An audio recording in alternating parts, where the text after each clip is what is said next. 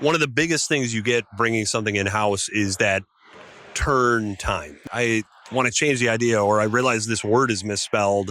I can make those changes quickly in my shop. Whereas it goes out to some other guy who's printing your stuff for it. He doesn't notice the misspelling.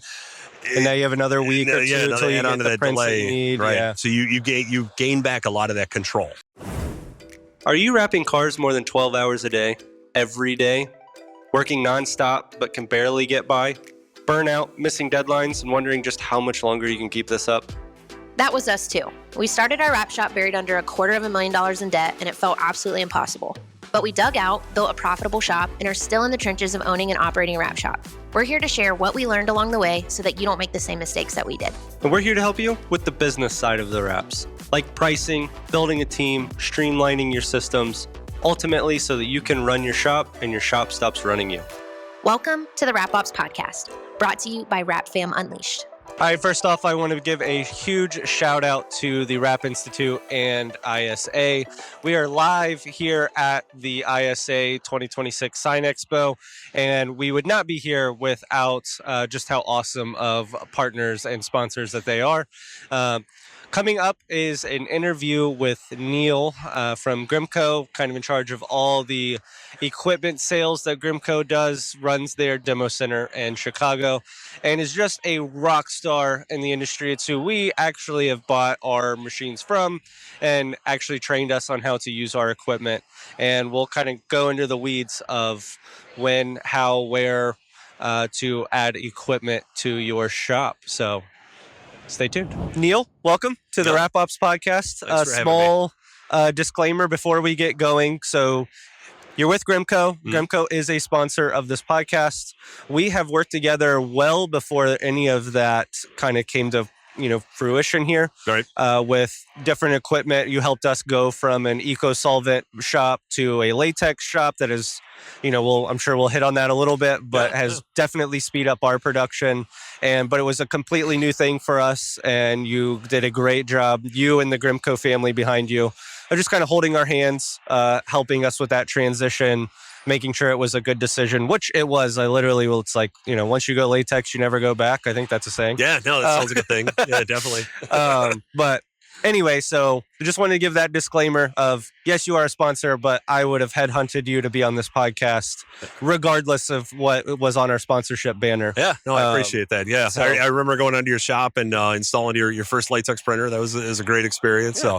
So, here we are sevell years later. Yeah, so appreciate you for being here. Give us, to the listeners that don't know you as the rock star that I do, who are you? How'd you get to the position you're at now with Grimco? And what's the future look like for you with excellent. Grimco? Yeah, so currently I run Grimco as a demo facility in Chicago, suburbs of Chicago, and I run that demo facility. So I got a 4,000 square foot room with one piece of all the hardware, software solutions that Grimco sells. So all the cutters, the plotters, the laminators, you name it. If it's a piece of hardware, I have my hands on it. I spend my day-to-day working with customers one-on-one, as they're exploring new solutions for their print environment, taking them through that workflow.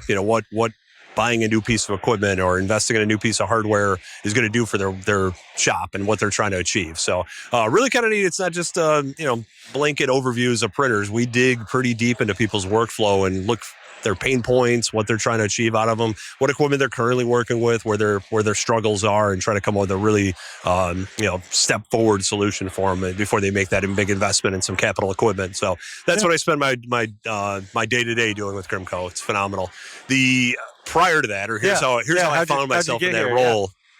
Yeah. I worked for a local print shop out in the suburbs of Chicago that was, small to medium sized. And the time that I was there, they had been in business for a long time, but they were looking to make some improvements. And the shop owner kind of tasked me with, hey, what do we need to do to move ourselves forward? And that's how I got to know the Grimco team through the years. Is every time we were buying a piece of equipment, they were the ones that we leaned on for that advice. Hey, how do we do what we're doing today, but better and faster and cheaper? And they pointed us in the right direction. So when I had left that shop, Grimco had heard about it, and they said, hey, nope, come work for us now. And here's what we got for you. And amazing. My boss, Allison Dvorak, she promised me one piece of every printer that Grimco sold. And to this day, I'm still in awe that I have every single printer that Grimco sells at my disposal on a daily basis. So it's worked out really, really well. Cool. I have a few questions off of that. So was the demo center a thing before That's a great question. Okay. No, we kind of had a little demo facility set up in California at the time. So my first 2 weeks with Grimco was spent out in California. We finished setting up that demo facility, and we hosted a customer event out there, kind of like a mini open house, had a couple vendors out there. But then I came back to Chicago. We set up Chicago. And so that was, I started in October 2019 with Grimco, and then we hosted so we got Chicago all set up. We hosted a grand open house in March of 2020 out of Chicago. So I don't know if you remember That's history. a terrible time. It was about the worst time. Funny enough, though, our open house or a demo day in Chicago, ISA, this trade show was on the horizon. Everyone's like, is ISA going to happen? Is it not going to happen? Are we supposed to shake hands? The COVID pandemic thing was kind of on the peripheral at the time. And then sure enough, so we had that open house the next Monday. It came out, hey, country shut down. Everybody stay home for a couple weeks. So it literally was the weirdest timing possible. Again, Allison, who put all this the demo center together, she had the forethought to invest in some camera equipment. We didn't know what we were going to do with it. We didn't know how we were going to use it, but we had camera equipment. Maybe somebody didn't want to travel to Chicago. We could jump on virtually with them. So Monday, the country shuts down. Tuesday, I was on camera with a customer showing them a printer. The sign industry didn't shut down because of COVID. We were essential businesses. And if nothing else, there was a spike in volume in the sign industry. There was lots of print needed. A lot of folks got into printing during that time too. Hey, time to pivot, time to open up another business. And Grimco was there to meet the needs of our customers. And so it was quite a pivotal thing. We had plans of setting up demo centers in all of our major hubs. So we were going to have one in Philadelphia, one in Atlanta, one in Dallas. Kept the California one open as well. There's one location I'm forgetting. But in any event, we realized, hey, having the equipment's great, but we can do everything virtual from Chicago. And so we've kind of put all of our eggs into one basket in Chicago because we could show everything. Because sure, you're talking about this one printer, but if we don't have all the printers available, if that's not the right fit, how do we pivot to another printer or another cutter or another laminator? So having all the equipment in one spot really lets us have open, honest conversations with customers. It's not just, hey, we're going to sell you this printer because this is the only one we have. We're going to sell you the right printer that's for your solution, that you need for your environment. So having all this stuff in one spot really helps us out. That makes total sense. And I think anyone that's in the market for buying equipment, I know for us, we ended up like Columbus, which is like an hour away from us, had an open house and had some machines running during that we went and kind of peeked at. But at the end of the day, when I was talking to my rep and we were looking at equipment in regards to the Chicago one, it was like, this is a big investment for us. Yeah, let's take our time and do it right. It's like if I need to, and that's where the open house came up to like kind of look at some equipment. I was like, I will make a day trip to Chicago to look at equipment, and like it's a big decision. Well, and truth be told, in Chicago, I have had someone from every location within the United States. I've had folks, Grimco's we have Canada locations as well. I've had folks come down from Canada. I've definitely done virtual demos with, of course, worldwide, because we also have a presence over in the UK, and I've jumped on a call with folks over in the UK to talk about printers too. So that connection of having the equipment, be able to meet virtually, or Chicago's somewhat central to everything. I think so. We haven't ruled out putting up demo centers elsewhere. Grimco is all across the United States, Canada, and the UK. So we're going to continue to grow. We just want to make sure we're doing it right, doing it smart, meeting what our customers are looking for. So our demo center in Chicago definitely gets used very, very, to its peak. Yeah. So your experience before Grimco was obviously very unique in that you were just running machines. Which is very helpful when you're communicating with other shops that are thinking about changing equipment or have never got into it before. Just kind of that experience you have. What did that look like? Like how many machines were you running? What did that role there? Well, I was at the shop for 10 plus years or so, and I got into the industry not having been in this industry before. But the owner there was very, he wanted growth, like everyone does running a business, but he wanted to grow smart without having to add employees, having to add workflow. He had a, really nice segment of the market, but wanted to look at other markets to grow into. And so it was kind of a twofold solution. We were looking at adding capacity to produce additional graphics and signage, but at the same time, not add people or, finish jobs sooner, keep our work in progress a little bit lower. Yeah. And so we were primarily a solvent shop when I started with the shop. HP Latex was just kind of burgeoning technology at that point in time. But we were early adopters to latex, and it really did vast improvements to our workflow because we could start a job and finish a job on the same day. That instant throughput you get with latex technology was a bit of a game changer for our shop.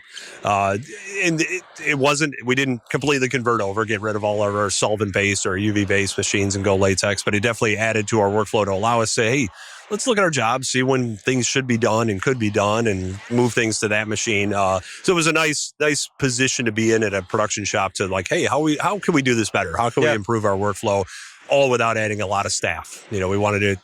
If you're growing and you're adding staff to grow, are you really growing? And that was the one thing is, how do we do what we're doing today with the people we have today in a smarter way? That makes sense. Adding pieces of equipment really helped us do that. So that's how I got to know the Grimco team through the years, because they were my first and last phone call. Hey, how do I do X, Y, and Z? Or what do you recommend for this? And hey, well, here we have lots of customers who do this. Here's a product you should look at. Let's get you in touch with this vendor to talk about this product. You know, they were instrumental in connecting us with latex to the right people who could explain and examine and make suggestions for our workflow. And a really, really good resource. So needless to say, it was a little weird starting my first day at Grimco, already knowing the culture and knowing the entire team. It's like, I feel like I've been, a distant family member for a minute. I just wasn't showing up here every day. That's kind of how it went down. Yeah, no, I love that. And we switched with you, and what I had said a few minutes ago, we switched from the eco-solvent world to the latex world with an HP 800 with you guys, with Grimco and the family.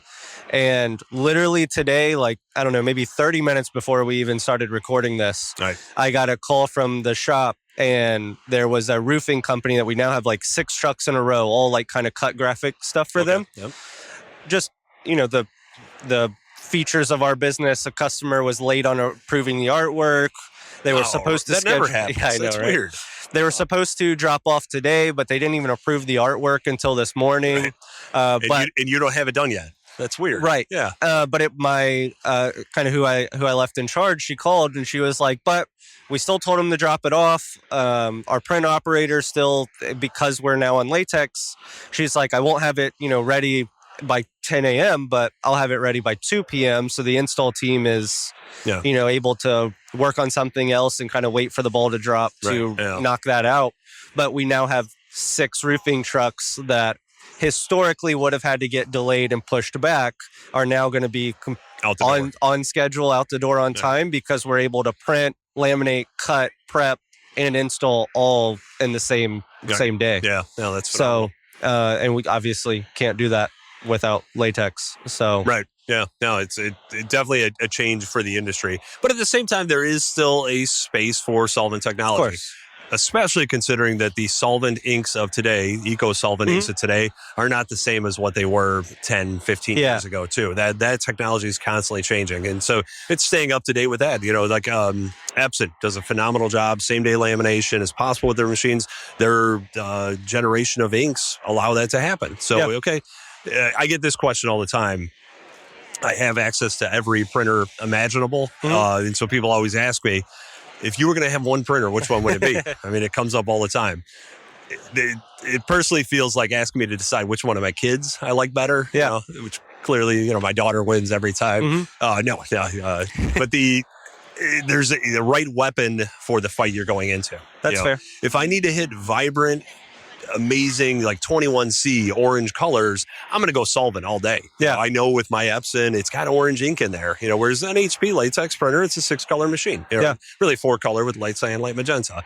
I'm going to have a harder time hitting that 21C, those bright colors. So there's a need for it as well, too. And like you're describing your workflow of having to get this and when you could promise deliverables to your customer, it's just a matter of understanding that in your workflow to meet it. No, grasp me at all. So basically, Andrew, I'm trying to convince you guys need to get a solvent machine in the shop, too. So latex is good, but you need to have the right weapon for the right fight. Yeah, fair enough. Well, I want to take a small break.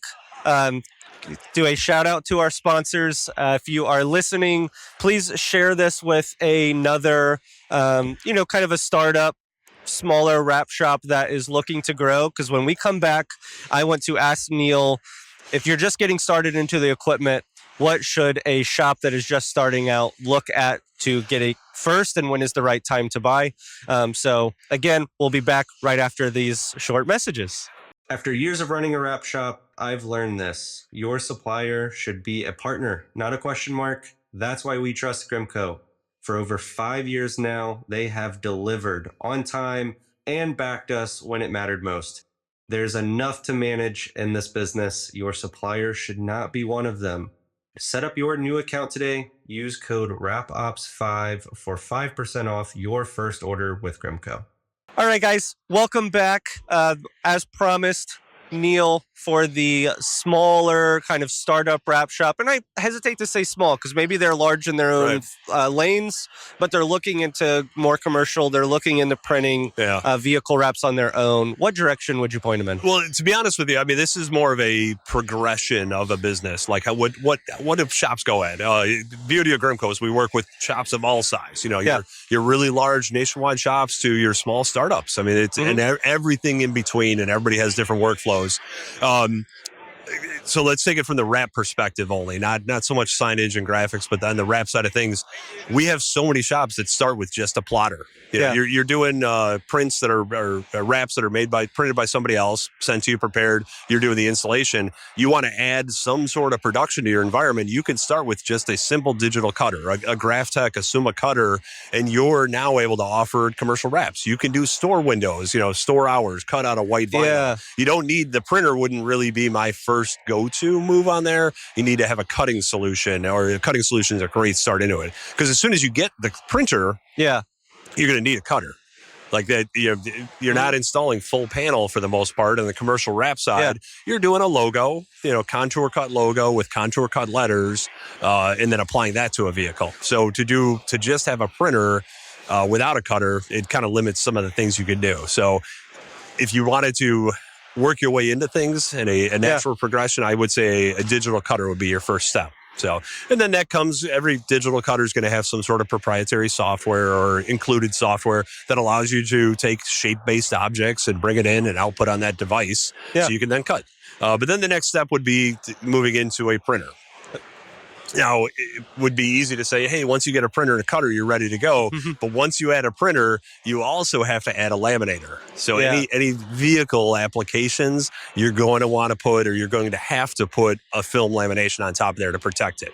We got road salt, we got pressure washers, we got things that vehicles go through. You can't, even a latex ink has inherently scratch resistant. You get about 3 years outdoor durable on there, but in a vehicle application, you can't not put a lamination on there. Exactly. So and just to reiterate that, for a vehicle wrap, you have to laminate. Right. Yeah. So, let's be real clear. If there's somebody out there not laminating their vehicle applications, please, you're doing your customer a disservice. So that's a very fair point, because you can get away with the kind of the solid color plotting. Right. I could buy color change film, gold turn film, and I could cut that on a digital cutter. But if I want to add, multiple colors and not have to layer my vinyls, I want to make that process easier. That's when a printer comes into play. But the workflow goes from print, laminate to cut. You can't skip that lamination process in a vehicle application. So. No, that makes sense. And I know ours, we got the Graphtec plotter, and specifically got I think it's like the 64-inch model. And the reason being was for what you had kind of slipped in there was like it can cut full color change rolls. We don't have to chop it down to make it fit. We can just load the entire color change roll in and plot whatever we want. We can load PPF rolls in, plot whatever we want. Tin films. And then all the way down to your 1 to 2 foot sized kind of more sign vinyl that is perfect for your hours of operation, your US dot numbers. Right. Even a large portion of your kind of construction and landscape companies just kind of have one colored, kind of sign vinyl plotted. Right. And that makes total sense. You can get into it without the additional headaches, which, everything's going to come with complications and a learning curve. But running printers and laminators is a little bit more complicated than running a plotter. So it's a good kind of get your feet wet, get into it, make sure it sells. So this is one thing I wanted to ask you about is my high school desktop printer, if I don't print for a couple weeks at a time, it's like I feel like I'm changing print heads that are drying up more often than I'm actually using that Right. that Yeah. paper printer. Having that workflow behind it, have the work coming behind the printer. So a lot of folks they get ahead of themselves and invest in the large printers when it's like, okay, how much are you outsourcing currently, or have you examined some of the other resources before getting yourself into there? So and we stand behind, we want to make our customers profitable. If they're profitable and doing well and growing their business, our business grows, and we are invested in this just as much as you are. We want to make sure we're pointing you in the right direction. We don't want to oversell you on this stuff. Like, yeah, great, let's buy this and a flatbed cutter and flatbed printers, but hold on, slow up. Let's make sure we're pairing you with the right equipment as your business needs it. Yeah. So, well, I want to continue on that progression.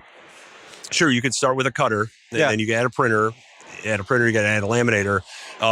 At some point, your business grows, moving to you could keep adding numbers of those printers, but now if you want to go from that digital cutter, you go to a flatbed cutter. Okay. That opens up the possibilities. You talk about PPF, you talk about tints, maybe you're doing thicker laminates, thicker vinyls, thicker films. A flatbed cutter can do some of the things that you're not able to do on a roll-to-roll cutter.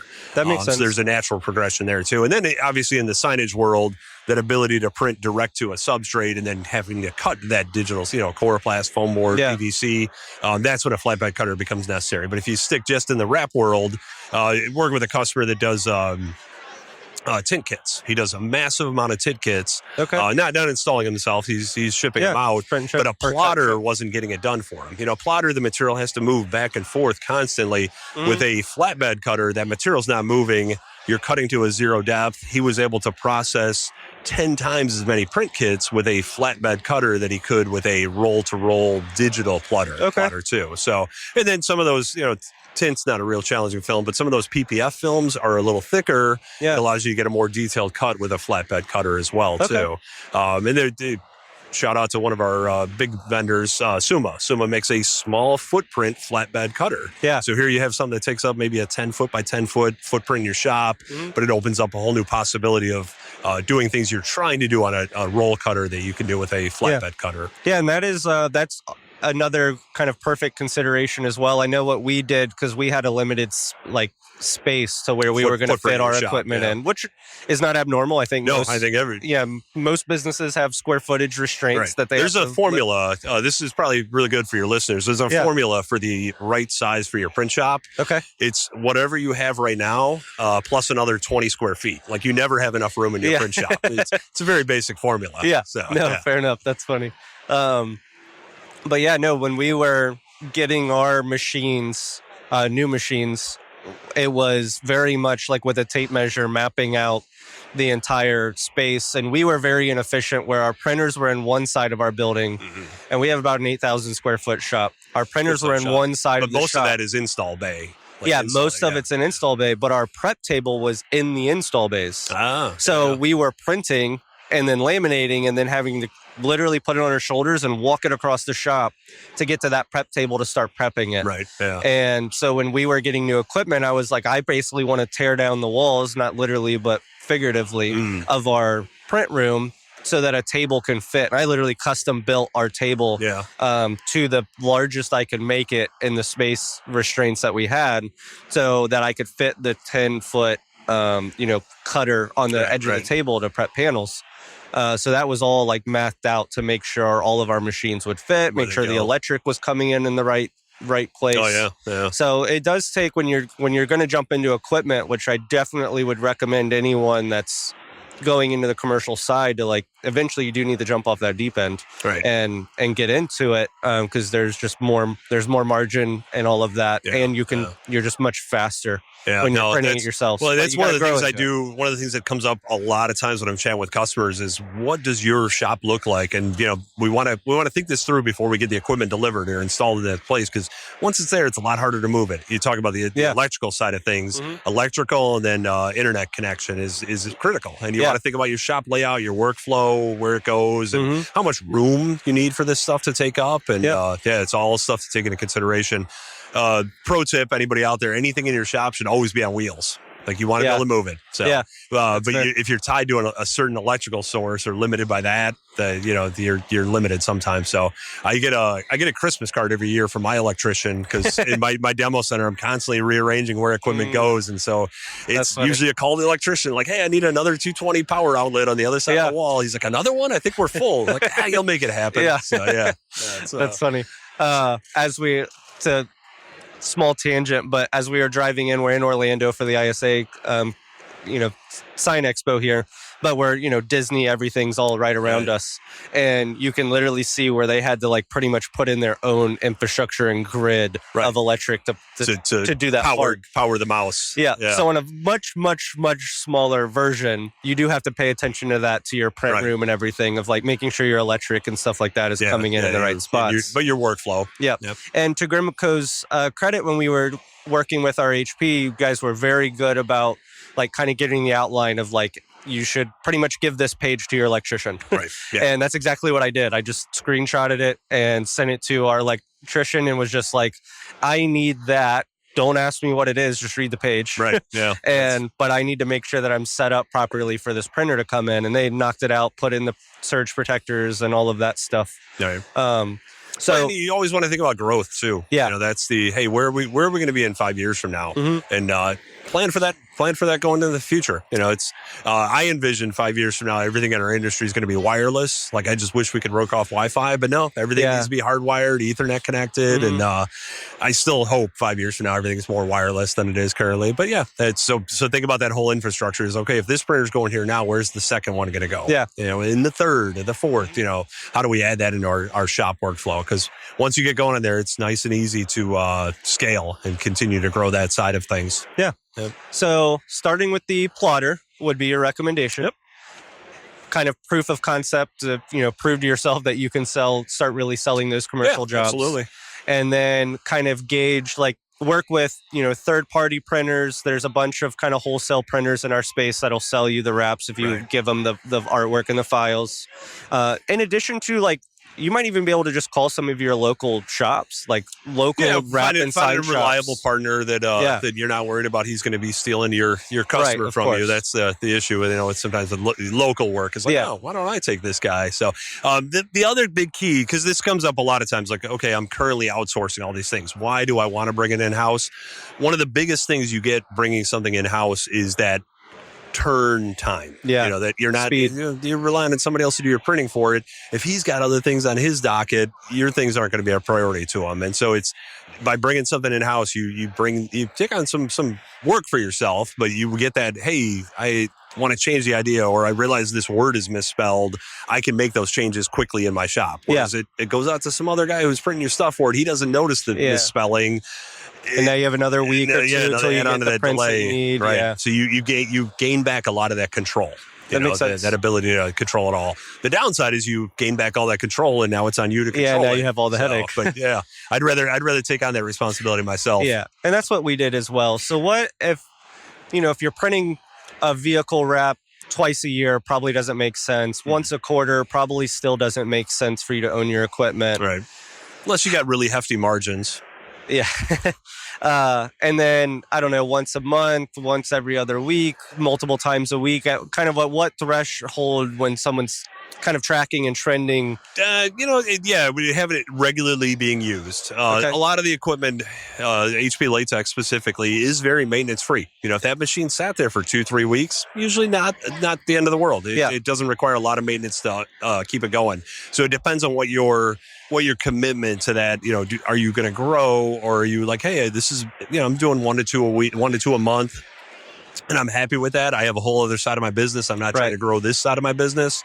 But if you have that ability to grow, it's easier to grow if you have that production capacity in a house. There's a bunch of different sizes to run into with printers. It's all based on how fast you're looking to go, the colors you're trying to hit. We look at any of our vendor partners, Epson, Roland, Mamaki, HP. They all offer some sort of quote unquote entry level printer, to get you going. I wouldn't always recommend an entry level printer for somebody starting out, because if you are starting out and have that intention of growing, you're going to outgrow that entry level printer pretty quickly too. Yeah. And I think that's a good question. So, general rule of thumb, how long should a printer really last you in a shop before you're kind of looking at new equipment? Without specifics of models, Yeah. the general expectation is 5 to 7 years. Okay. When you look at what the technology of any vendor partner, they design them, they build them to basically last 5 to 7 years. They're not disposable items. Use it for a year and throw it away. The interesting part is in 5 to 7 years, the technology is going to improve so much you're going to want to buy a new printer.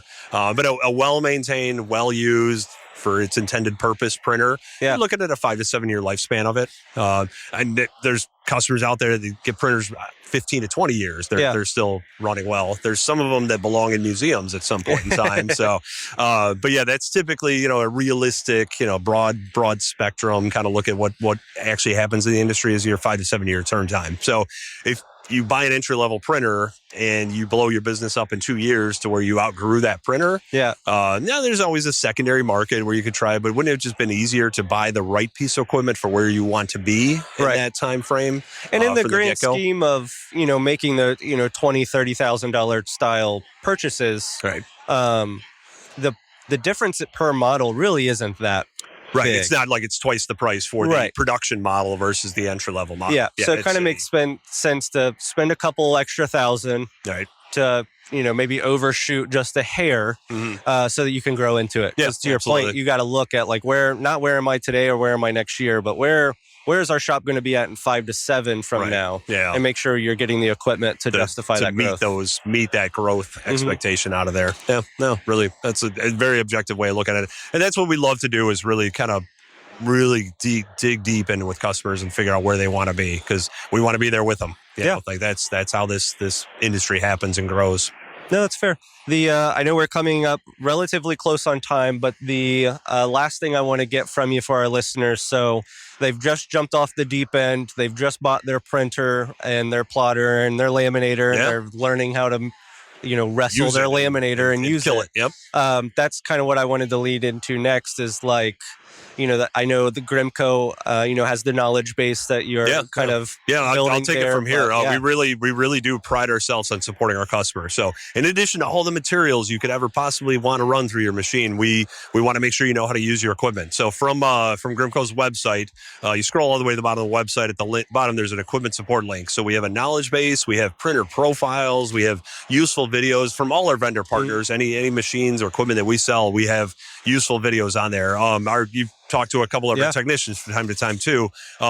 We have phone and email support for all of our equipment. All of our guys understand application-based questions. Hey, how do I do this? Not just, hey, my printer's leaking ink. I'm trying to make this holographic material cut on my cutter. How do I make that happen? So we have useful videos on our equipment support hub for there, as well as we're a phone call away from getting in touch with a technician. So all that's available from our website. We want to help our customers grow. Lean on us as a resource to help you grow your business. Yeah, and a personal testimony to that knowledge base and the support ticket is as a shop owner, I don't run our machines. We have a print operator. She's a rock star in her own, right. But anytime she comes to me and she's like, I can't figure out why this isn't working or this isn't working or can we do this or can't we do this? My answer always is like knowledge base and, that. Hit up Grimco. Yeah, exactly. And she has been able to now effectively for, a year and a half or more, completely run the machines. Doesn't need to come to me at all. So from a shop owner to the other shop owners out listening, when you do get to that scale where you have equipment and you can hire somebody to run it and be able to leverage the Grimco support team with that person of like, if you have issues, call them. That's the vendor relationship. It's how it should happen, and that's we love being that way. So it's been great to watch you guys grow, help you grow. Thank you. I love this podcast you're doing now too. It's a huge fan, number one fan. I think I was the first subscriber. You might have been. I think I might have personally texted you when it was live. It was like it's live. Go listen. Really good. You guys are killing it. So I want to give a special shout out or ask for something for the listeners too. In the comments down below. Let us in there. What equipment do you have? What equipment do you have in your shop? Or those who don't have equipment, let us know what your dream equipment is. So hit us up in the comments with what equipment you guys have in your shop or what you want to get. What's your wish list? Yeah, no, absolutely. And Neil, what's your one last piece of advice here for the listener? Maybe it's a recap of what we talked about, but what's the one thing you want to we kind of talked about equipment. The number one thing, if you said, "Hey Neil, what's one thing you could tell people about when they buy a piece of equipment?" Read your user manual. Graphtec, Suma, HP, Epson, you name it.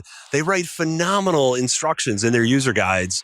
So few times do end user actually read it. So have that information accessible. Read it before you start using your machine. Yeah. Read it a couple other times. Once you're using a machine, you'll get to know how to use your machine, maintain it properly, know how to use the machine correctly. So user guides are invaluable. So if I could part wisdom on anybody, it's read your user guide. Yeah, no, I love that. The your equipment purchase in general, arguably speaking, is probably one of the largest purchase decisions you'll ever make in a wrap shop. Right.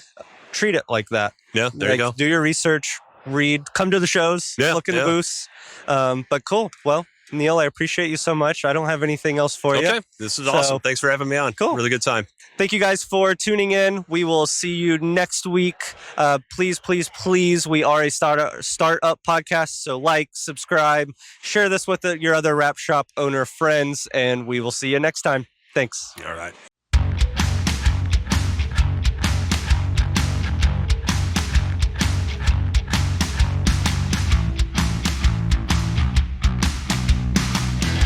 The Wrap Institute, the largest online wrap training platform, now with a special offer. Use our code WrapOps15 for 15% off your order.